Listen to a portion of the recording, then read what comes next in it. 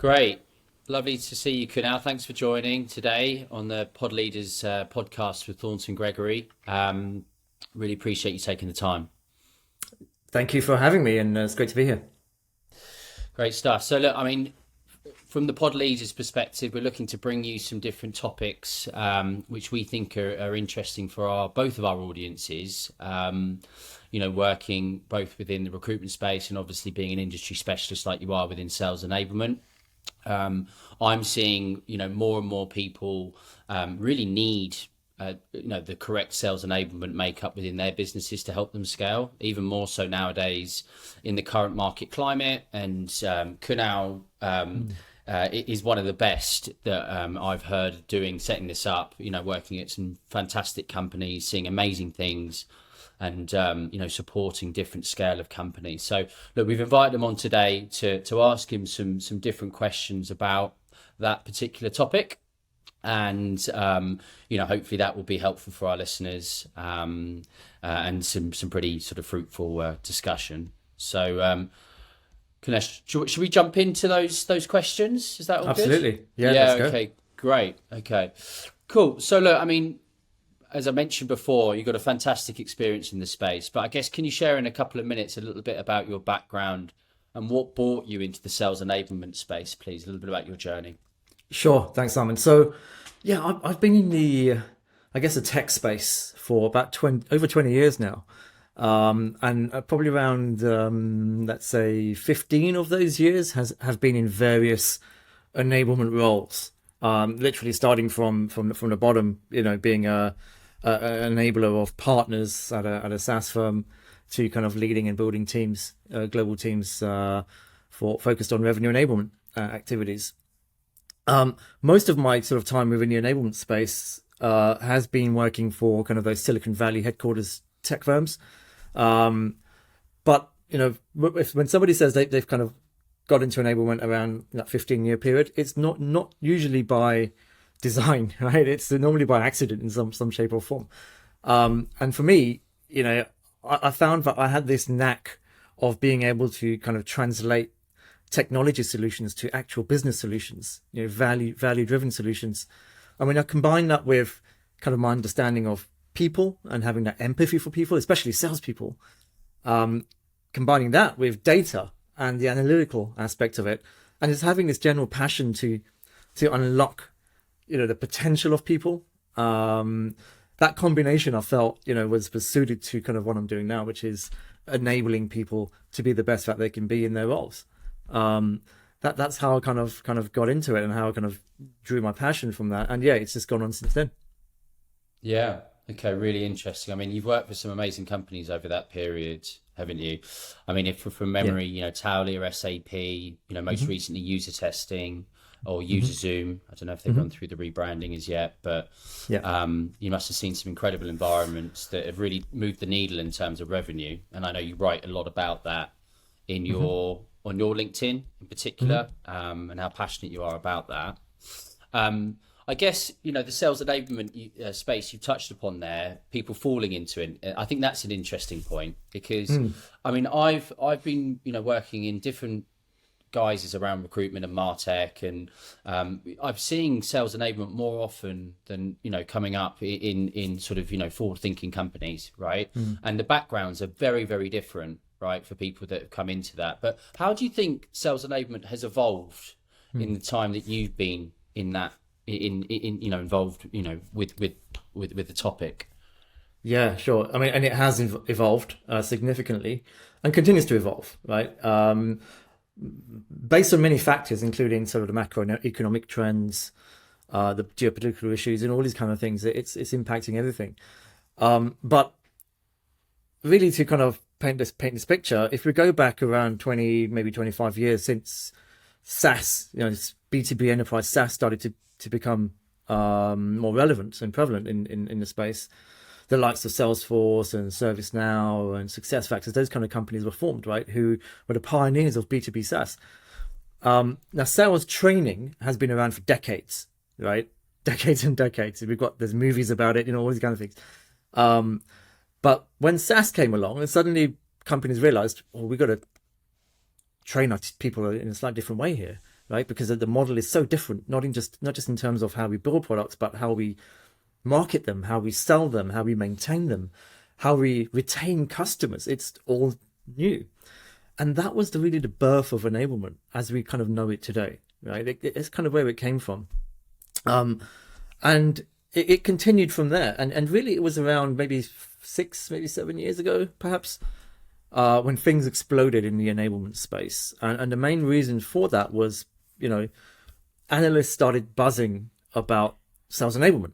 And they were buzzing about it because venture capitalists and private equity firms, as part of their due diligence when they're looking at a company to acquire or invest in, they started to look at various, obviously, they continue to look at various indicators of scale.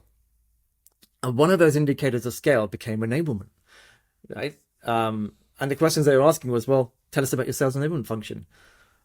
Based on the fact that if they didn't have one, then the question would be asked around their ability to scale that company. And suddenly, obviously, founders, co-founders, of various firms out there, sales leaders, chief revenue officers caught onto that. And it was about, well, okay, we need enablement, right? And suddenly it exploded, and has matured into kind of the function and practice that we see today. That's a really interesting point. I think you commented or wrote an additional bit of content against Gartner's recent white paper, I think, around them recognizing there's going to be a big uptick in the investment into sales enablement. Are you feeling that amongst your peers and that kind of positivity in the space? Yes and no. Yes, because I certainly see the future is going to be quite important for enablement, and for companies to have an enablement function and invest in that. But at the same time, the last sort of 12 to 18 months have seen some pretty turbulent times, not just in enablement, but across all roles. But especially enablement, right? I've seen companies essentially rip out their enablement functions in that time as part of the mass layoffs. And I think there's many reasons for that, and there's certain mistakes that companies can make. But whilst it's kind of seen a bit of a dip and its popularity has kind of waned a little bit, especially as business executives are concerned, I can certainly see that rebounding quite aggressively over the next few years. That's interesting. That leads me into nicely the next question, which was just about, do you see any sort of consistent or common mistakes companies make when they set these functions up, whether that be at different stages or from ground zero? Like, do you see that? Yeah, I mean, I guess it goes back to what I was saying earlier, when founders and revenue leaders suddenly realize, well, we need enablement, right? We need to do enablement without really knowing what it should be, what it could be, and what it could actually deliver and how it should deliver that, right? And that gave birth to kind of what I've termed operational or tactical enablement, right? Which is the main, I think, misconception of enablement from a business executive perspective is enablement is a training organization. It's there to facilitate my onboarding. It's going to help me produce content and learning and do those kind of things. And it does, right? That is certainly a core part of it. But there's so much more to it. And I think that misconception was that's the bucket, right? That's how we're going to pigeonhole the function. And it's a mistake because it allows then for enablement to be seen as a support function. It's often buried under some sort of maybe operational type role or RevOps role, and it's kind of just maybe a manager doing something around training and onboarding. And the mistake here is that if they're not tying the enablement function and the practice as a whole to business impact, it can then be seen as a cost center, right? It's a cost center that when push comes to shove, they can do without. So when the layoffs started happening, and enablement was one of the first roles to go, especially in the revenue function, because one, it's not quota carrying, and two, it was seen as a cost center. Management can do their own training; they can just manage their own onboarding. It's kind of built now. We don't need anything further. And that's when enablement took a hit, and that was a mistake, right? traditionally, enablement has been seen as a function that is measured based on the fact that it gets something done, right? It's kind of been measured against volume of delivery, maybe not even actually measured, but the perception is, did they get that job done? Yes or no? Yes, great, tick in the box, right? Sometimes I've seen enablement being kind of valued based on its popularity amongst salespeople. Like, oh, we love our enablement people, we love our enablement team. Great, they're doing a good job. Then that's the mistake, right? Because if it's not measured against business impact, revenue impact, then none of that matters. None of that really matters. So that's, I would say, is a critical mistake that a lot of companies have made, which is to not tie the enablement function and the strategy of the enablement team to revenue impact. It's a really interesting topic there. I mean, you could probably talk about that for an hour on itself, potentially. Yeah. But I must admit, speaking to hiring managers and leaders like I do across different businesses, it is a bit of a light bulb moment when you talk to it a little bit like that. Mm-hmm. And somebody that's been in an environment that's actually seen how it can sort of coexist really successfully. And the impact that brings is almost the CRO or CSO's right-hand man or lady that's able to drive that actual transformation across the business globally. Mm-hmm. I think that's a really cool point. So, technology is great when it works, right? But we're sat in a space, enablement isn't any different. That's constantly trying to be disrupted, right? And that's kind of why we love it, potentially. I saw recently the Chief Martech had just been launched with Scott. There's over 11,000 vendors in the space now, right? Some of which are in the sales enablement space and stack, right? So there's all new tools coming out all the time. But what do you personally see, and also amongst your peers, as absolutely must-have bit of kit that you need to sort of purchase and procure early on? And how do you see that potentially evolve as headcount and ARR scales? Yeah. Well, there is such thing as this technology thirst trap, right? It's kind of, we've got to have it because everyone else has got it. Yeah. I'm not bought into that yet, especially at an early stage company. When it comes to enablement, very specifically, at an early stage company, I don't think any technology is essential. If I'm a co-founder or CFO at an early stage company, and I'm looking at investing in this, I'm probably looking at investing in people, right? Enablement people as opposed to the tech, right? And the reason for that is because we need to get the basics right. We need to get the foundation right. And the foundation is that enablement strategy, which is focused on the important things, but the needle moving activities for that business, right? To ensure that the processes are in place, that the structure, that there's a level of coaching, which is one of the most important things that an early stage company can do, right? It's to coach and have a consistent, frequent, structured process of coaching for the sales teams, essentially.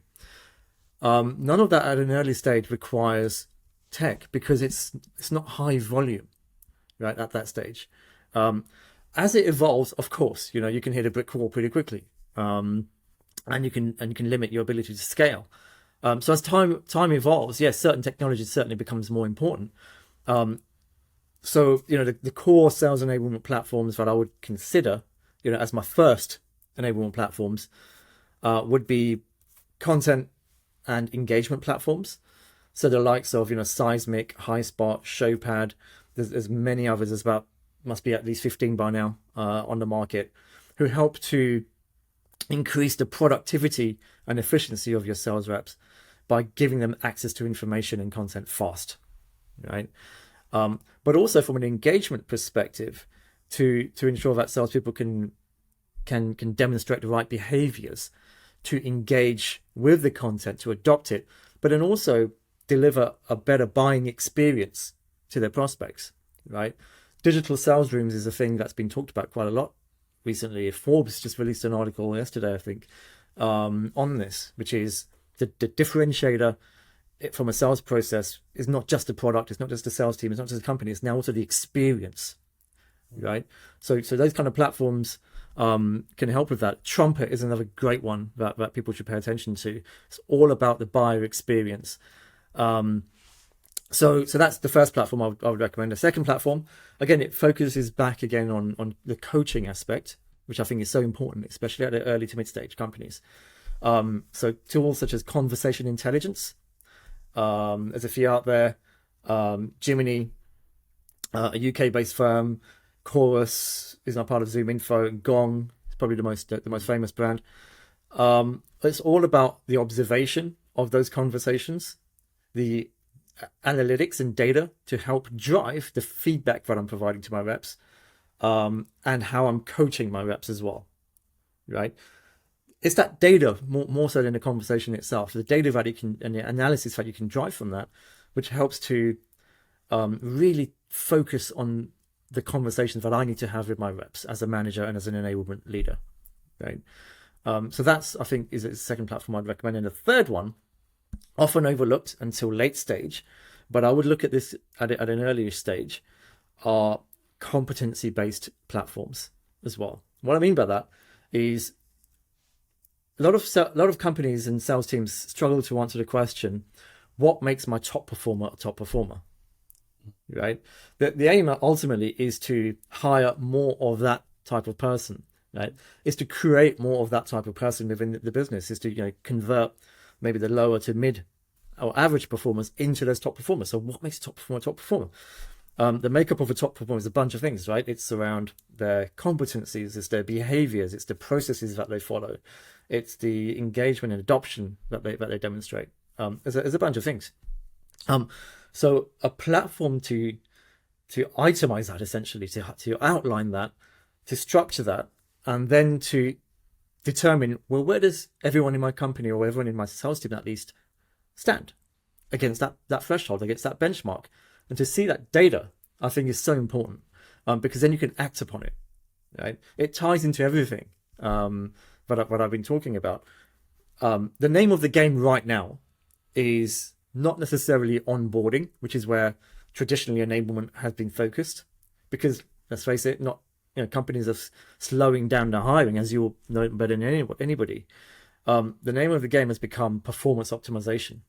How do we optimize and get more from our existing teams with less resources, right? So tools like competency-based platforms, competency-led coaching platforms, have become so prevalent in the market. I'm seeing a lot of hype around that right now as well. There's tools out there. Was another UK firm based out of Manchester called E4 Enable, who do exactly that.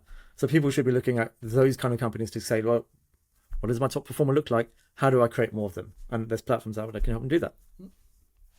That's amazing insight. I think, unfortunately, you're kind of right from a recruitment perspective. And I thought that was one of the main reasons why I wanted to invite you onto our first show, because I thought it was just such an important topic at the moment. But, that's great insight into some of those companies. Some I've heard of and some I haven't.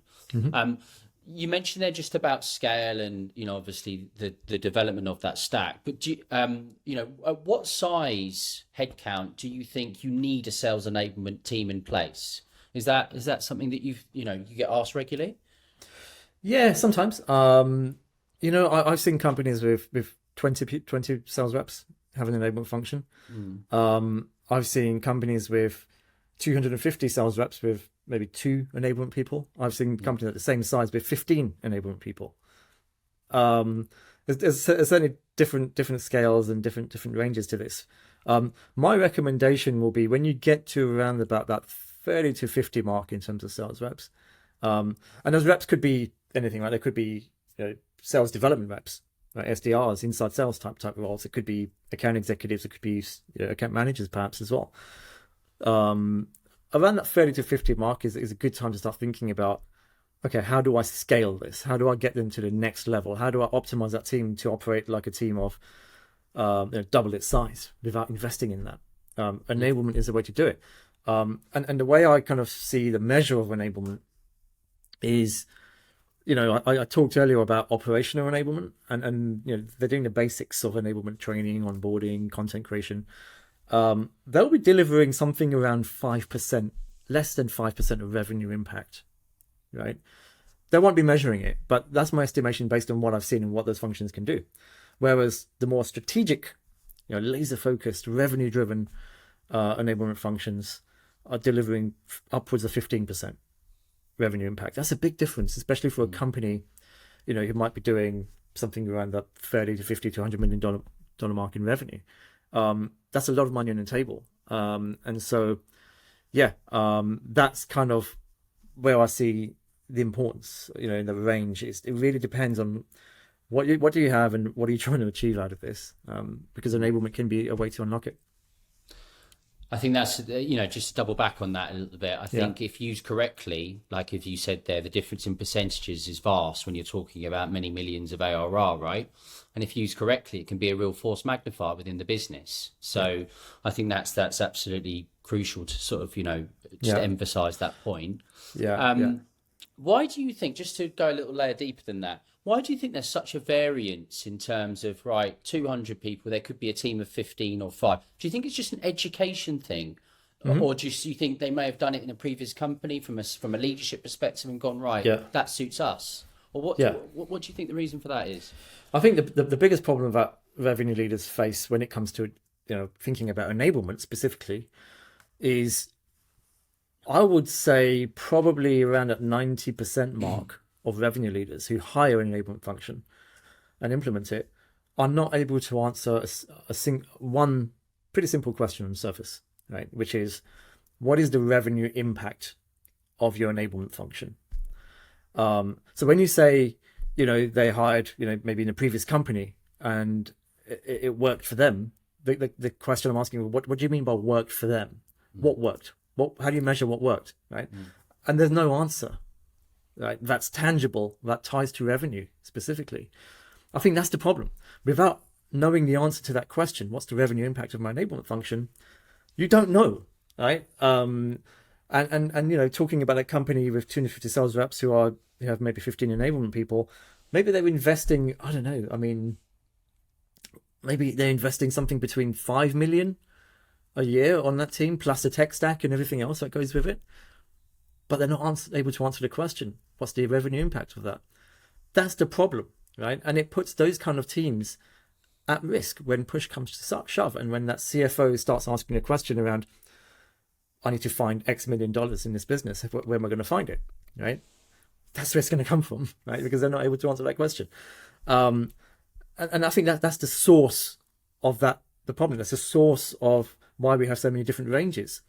We don't know what exactly works, right? Revenue leaders don't know exactly what works. And so they've just go about what they've done before. And if that's hiring 15 people, that's hiring 15 people.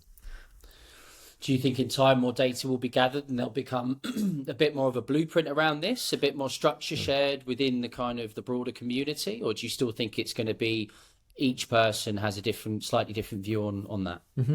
I think there'll be different views, but that's a good thing. I think challenging each view is a good thing and it helps us to progress.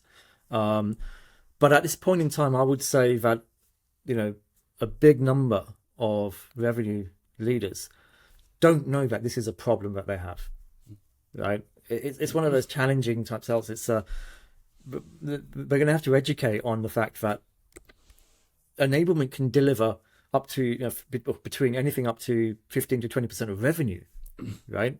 Impact to revenue. And if you don't know the answer to that question, what's the revenue impact, then you're leaving money on your table.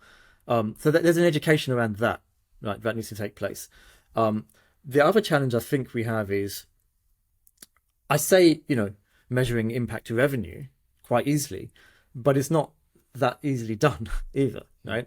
And so enablement teams often veer away from doing that for really a few reasons. The first reason is because they don't know how to, right? How do I tie my enablement project on onboarding to revenue impact? How do I connect those dots? Don't know, right? That's the first thing. That's an absolute fair reason. The second reason is a potential fear of damage to credibility. Because if you go to your revenue person or business executive and say, look, based on the enablement strategy that I've implemented and executed against, I have impacted revenue, right? Influenced revenue, whatever that right wording is, by X percentage. And that gets shot down by the executive, right? Because there's obviously a lot of factors at play, right? To impact revenue. That's a damage to credibility, right? So people stay away from it from that. And I think the third reason is just the lack of data and having access to that data and not having that ability to analyze that data.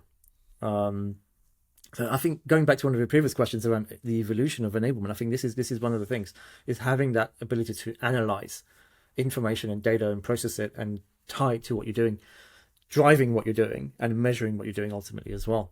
So yeah. Which is exactly where that tech stack fits in, right? Which what you talked about. That's it helps. It helps. Yeah. To be honest, I mean, the tech can go a certain amount, right? There'll be core tech solutions which support this, like CRM. That's where most of the data is around sales, right? Ultimately. But really, it's about understanding how to transform that data to deliver the questions and the answers that enablement want to see, and business executives want to see. There's no real tech stack available for that, right? It's kind of using spreadsheets essentially. So that's why I say, being able to analyze and chop and change data to deliver those answers is something, is a direction in which the enablement will evolve. Sounds like a great idea for a startup, that, doesn't it? I guess there's lots. I mean, we talked a lot about sort of strategic and tactical intervention around enablement and how people view it poorly around tactical, and being the right hand man of the revenue leader is absolutely the right way to look at this. Yeah. But there's obviously certain things and metrics, which I think from speaking to your peers, some people follow the same sort of guiding principles, and some people have different ideas. But what do you personally see as the core metrics? Mm-hmm. And the ability to how to track ROI in the sales enablement teams, and tell me a little bit more about how you come to that conclusion. Yeah. So again, this is a topic that could last like days. So I'll try and summarize it. One of the key problems with the traditional enablement metrics that have been out there for a number of years has been there's quite a lot of them, right? First of all, so to measure it and to do it all is hard. Secondly, the problem with that is once you kind of talk about those traditional metrics to a sales leader, it kind of like, yeah, okay, that's great, but there's always a so what at the end of it, right? Like you sped up onboarding by this, so what? The reason why is because it's not correlated to revenue impact, because that's the language that executives speak at the end of the day when it comes to enablement. That's why enablement exists, to impact revenue, right? Whatever definition we have, that's the bottom line. And so the key to really understanding what are the right metrics, it boils down to understanding two categories of metrics. The first category is the leading indicators, right? So by leading indicators is, what are those key competencies that can be measured, right? What are the key behaviors that can be measured? What are the key activities that a salesperson might be doing that can be measured in some shape or form, right? And the key is to correlate those leading indicators to lagging indicators, right? Correlation, but also prove a level of causation as well. So lagging indicators ultimately is the ultimate lagging indicator is revenue, right? But there's a little step before that we can take as well. And there's essentially four key levers of driving revenue, right? The first lever is number of opportunities in a pipeline, so qualified opportunities entering your pipe. The second lever is your average deal value for the deals you win, and the third lever is your average win rate. So how many of those opportunities that enter your pipeline do you actually win? And the fourth lever is how long does it take you to close, right? Your length of sales cycle on average. Now those are the only four factors that impact how much you sell. There's a bunch of stuff that goes underneath that, of course, right? But really, when it comes down to selling, that's it.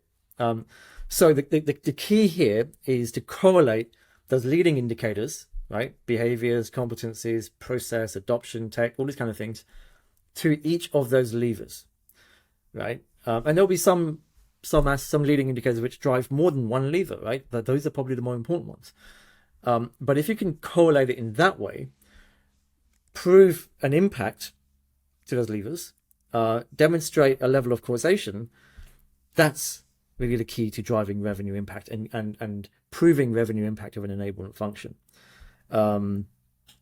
Now, that's, again, easier said than done, right? But it's not impossible. The challenge that many enablers will face, and the challenge that I receive when I talk about this also is, yeah, but how can you prove that, right? You know, if your win rate goes up from 24% to 25%, was that because of this enablement thing that you did? Or was it because we hired better people? Or was it because of the market? Or was it because of the economy? Or was it because of the marketing that we invested in, or the salesperson, whatever they did, right? Yeah, attribution is hard, right? Nobody can attribute anything to anybody, right? But people still do, right? Marketing won't have their level of attribution. The salesperson obviously will say it's all because of me. The solution consultant or sales engineer will say, no, I was part of that too. The product team will say, yeah, but we developed a product that's going like hotcakes, right? You know, everybody has a level of, why shouldn't enablement, right? So we can only do what we can do, but if we can prove a worst case attribution to an impact to that lever, then it's almost undeniable, right? It's you can't maybe prove 100% that it was it, but you can't disprove it either. But the fact is, when we started that enablement initiative and we said we're going to impact win rate by an additional 1% gain, and that actually happened, because you know these leading indicators have improved, right? Then yeah, you know, who's going to say that's not true, right? You're going to say, yeah, I delivered impact. You can even put a number to it, right? Because win rate equates to a revenue impact. So those are the two categories of metrics that I focus on and have seen great success with as well. But like I said, it's not always easy to tie it all together, right? It takes a bit of work and it takes some know-how and maybe some tools as well. And some exec buy-in, I'd imagine, right? To get behind and give you enough time to be able to, you know, see out some of those plans. I think, of course, that kind of stuff doesn't happen overnight. I'd imagine just implementing the team. Yeah. Well, it helps to, you know, there's four levers I mentioned. I actually referred to as a collective, as sales velocity. There's an equation behind it, right? The key point to those levers is it's not just what the number is, right? What's my win rate? What's my deal value? It's also the trend that's important. And it's the trends that help you set expectations with business executives, which is, look, the trend is going like this, where let's face it, most of those levers, they're all going like this right now. But you did something at this point. What happened to that trend then? Okay, month 1, month 2, nothing, maybe month 3, maybe not, maybe even the first 2 quarters. But after that point, we started to see, so yes, it takes time, but it helps you manage, the trends help you manage those expectations for sure. Okay, cool. There's clearly lots of disruption in the space. You talked about some of the tools. Excuse me. What do you deem to be some of the most exciting things happening in the space at the moment? As far as the enablement space is concerned, I think a lot of the industry is driven by really two entities. One are the vendors, the platform vendors in the space, and two is now, you know, those analysts. It's the Forresters, the Forbes, the Gartners, who have been talking, and they've even set up practices for enablement. Cool. You know, CB Insight, all these kind of companies. So the one thing that a lot of them are talking about now is business impact, revenue impact. And for me personally, that's exciting because that has been a challenge for enablement, right? And that's one of the reasons why we saw the disruption in enablement that we saw. So the more that these companies talk about it, I think the more people will start to think differently. Like I said, for revenue leaders, I think this is a problem they don't know they have. So the high profile companies, the high profile individuals in the space, the more we talk about this, I think the more elevated the profile can become, right?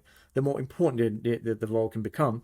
And if the role can become and be seen as a strategic business driver, I think, like you said, that's the right-hand person to a revenue leader, right?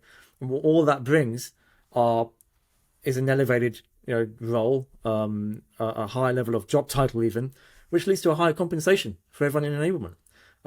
I see, in the market, a lot of enablement roles being advertised for that 40 to 50K mark, right? And I'm thinking, what are you really going to get? Sure, it might be an interesting role for somebody to as an entry point, but what are you going to get, right, from that? I think that bar should be a little bit higher because of the impact that it can create.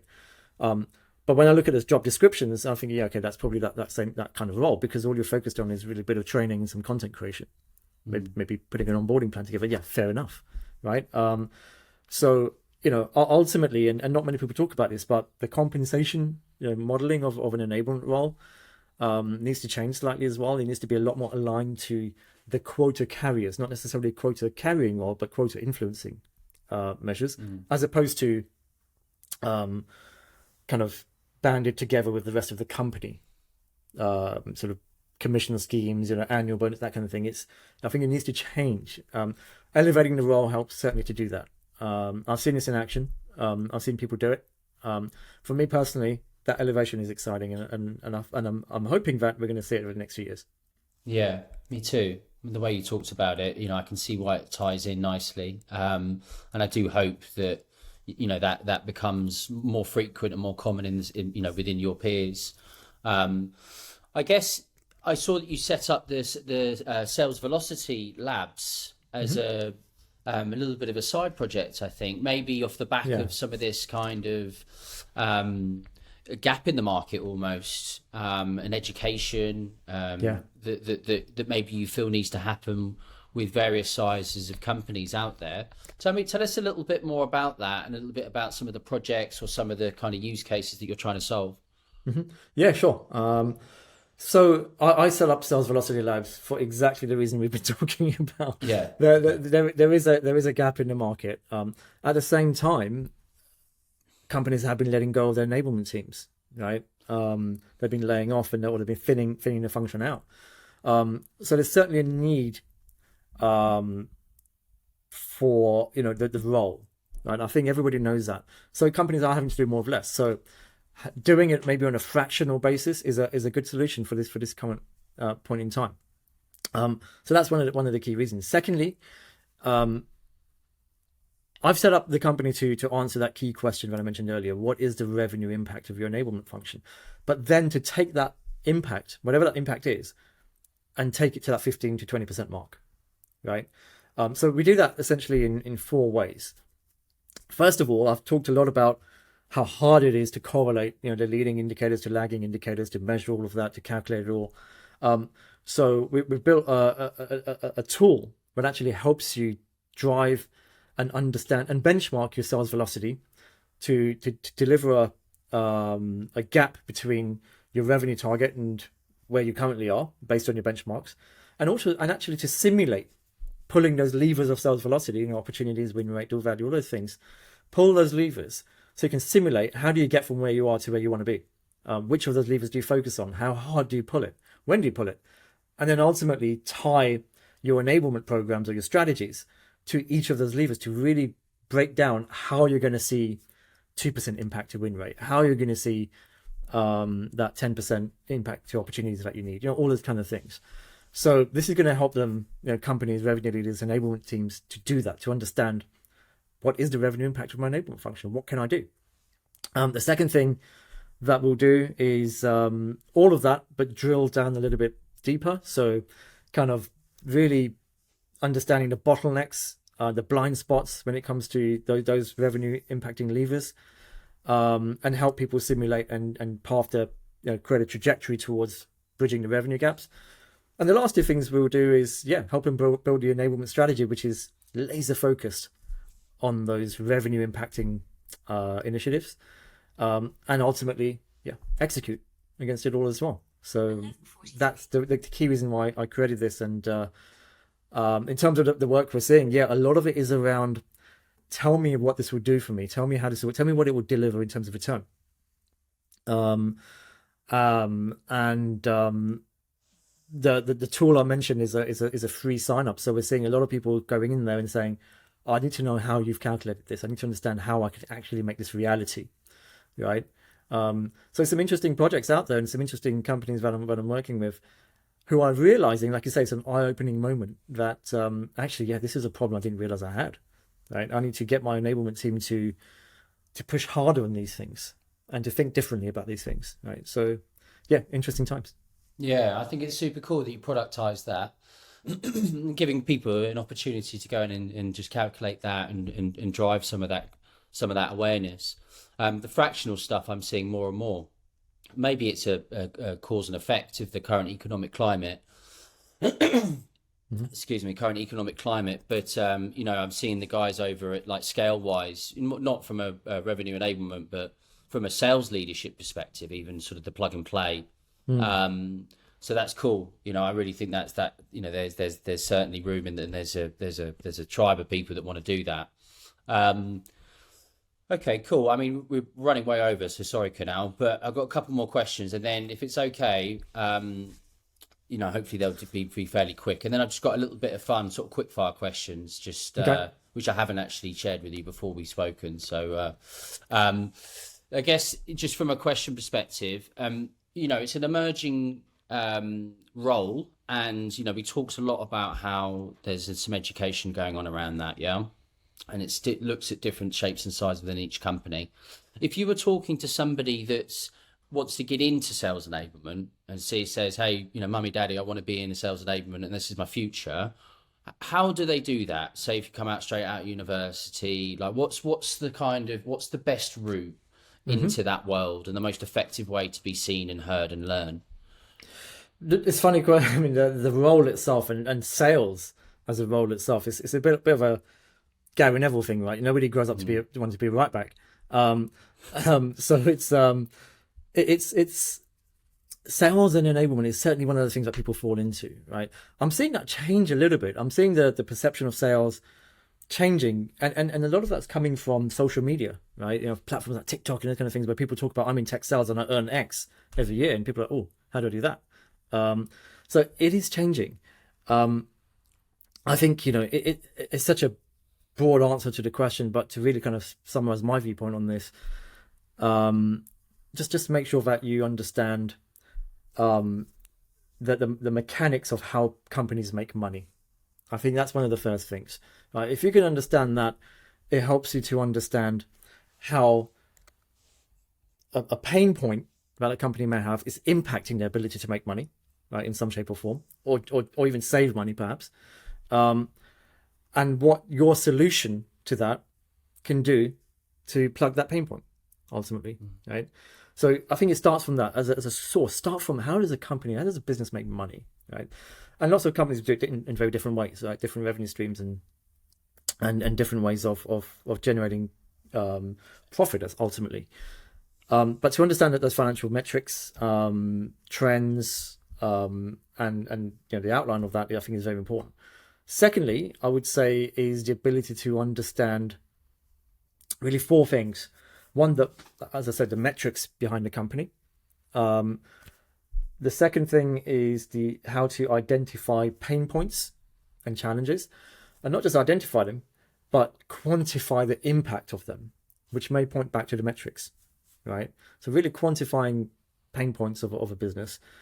And thirdly, to use a combination of those two things, right? The quantification of pain points, metrics, to understand, well, what does that mean for a compelling event, right? For a company, why should it do anything differently, and why should it do it right now?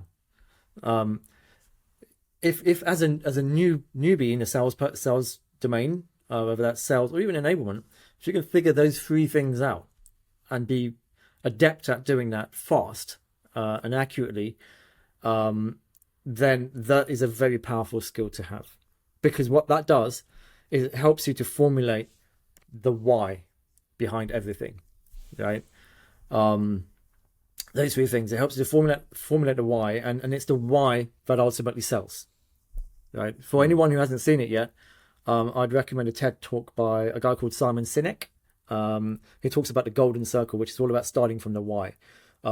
Starting from the why is harder, is not as easy said and done. But if you took that patterned approach to understanding the why, then it can be done, right? For me personally, it was one of my career game changers, was listening to that TED talk and adapting the way I talk about things. to that. So yeah, that's what my recommendation would be. Simon Sinek's a bit of a legend, isn't he? He comes up a Is lot amongst many, but yeah, he's certainly one of the kind of key thought leaders in a lot of stuff like that. yeah.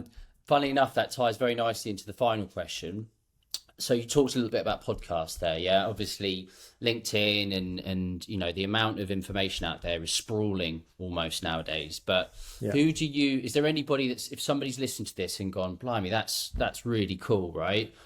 I've got a thirst for learning around this topic. Obviously, apart from adding yourself and following yourself and sales velocity, but anybody that you would sort of point out as being really kind of innovative or write some cool stuff, or second part that may be on LinkedIn, but second part to that, additional maybe podcasts or areas for learning that you point somebody to, or communities.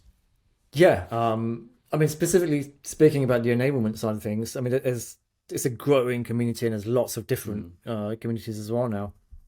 But I think there's a couple of individuals perhaps that people should really be looking at when trying to understand how do I transform my enablement function, right? How do I even build it?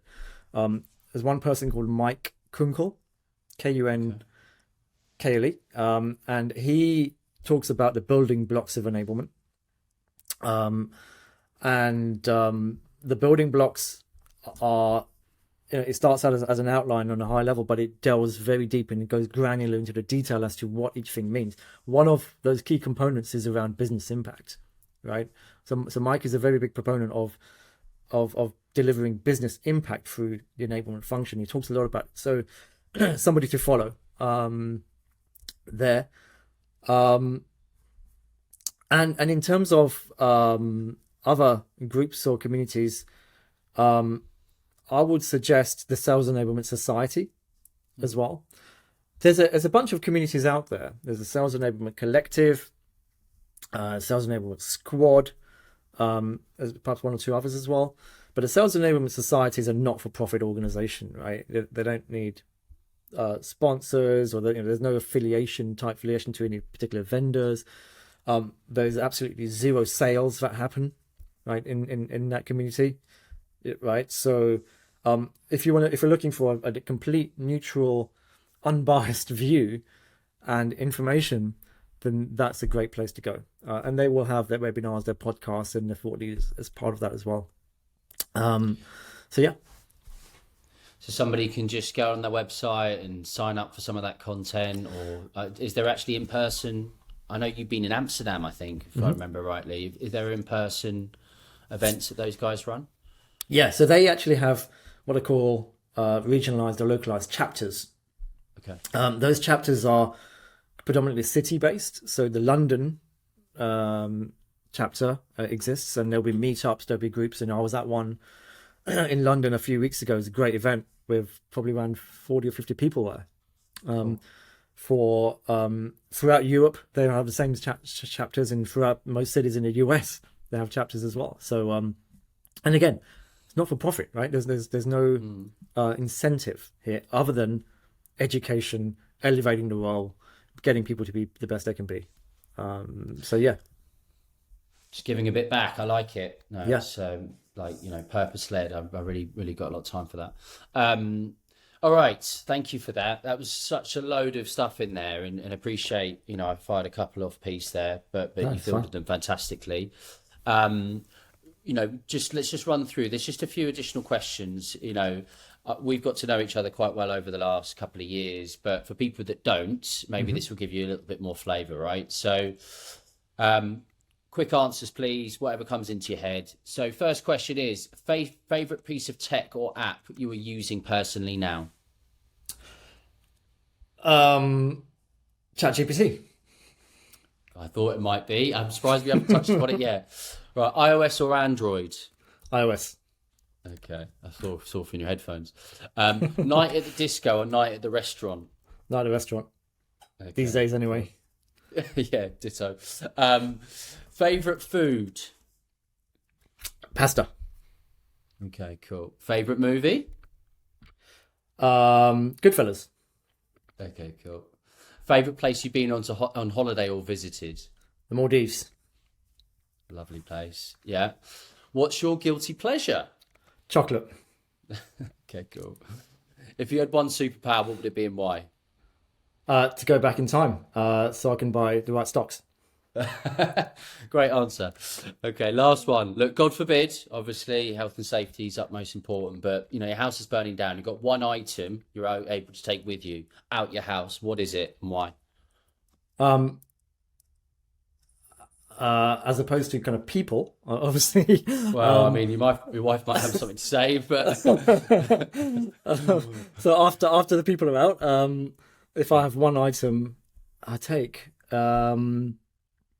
it would probably be. It's got to be my phone, right? yeah, of course. Yeah, I think that would be a consistent answer, but yeah, don't never too far away from it. Unfortunately or fortunately, especially in recruitment. Yeah. Okay, cool. That's it. That wraps us up. Look, appreciate you taking the time, Kunal. Hopefully, people have got some value out of that, and Yeah. some of these stuff you talked in there is massively powerful. Stuff that you're talking about every day, every week, every month, right? And the impact you're bringing to the space. Maybe we'll have a follow-up conversation on a couple of those topics at another point. But yeah, thanks for everybody at Thornton Gregory and taking the time out, and we'll get that going with you. Okay. Perfect. No, thank you for having me. Great conversation, and yeah, the more we can get the message out, the better for everybody, I think. Absolutely. So appreciate it. Thanks, Kunal. All right. Thanks, Simon.